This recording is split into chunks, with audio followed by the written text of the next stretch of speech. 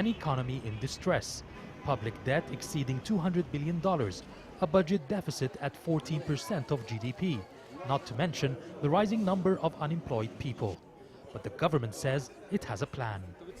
We are trying to activate the economy. We are trying to impose financial discipline. And finally, we want to do both of them in a way that achieves social justice to the extent possible. How can you be expansionary? At the same time, you don't want to have a budget deficit that's growing so fast and hugely. To stimulate the economy, you have to spend more. But with a budget deficit, greater spending would need to come from increasing taxes, an option the minister says he would not like to take. By bringing in funds from outside the country, by seeking support, by counting on the friends who can provide us with some injections of funds from outside, because by doing that, you are not raising taxes and pushing the economy into contraction.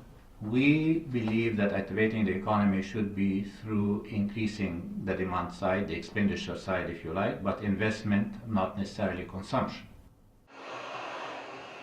Fear of public unrest has also stopped the government from reducing subsidies, initiated by the previous leadership and demanded by the IMF and the World Bank. But critics say to rely only on loans and foreign investments is a risky approach and may be overly ambitious given the current barriers. The bureaucracy in Egypt has been a major obstacle for investors.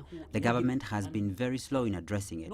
Also, until security is retained, no more investments will flow in. They should not depend on investments for now. In spite of the challenges, Minister Galal stressed that he targets a growth of 3% and reduction in budget deficit from 14% to 9% of GDP by the end of the year. The World Bank placed Egypt in the top 5 countries that face a slowdown in growth. Analysts say if the government does not act quickly, then the effects of the slowdown will soon be felt with renewed violence and unrest in the streets. Yasser Hakim for CCTV, Cairo.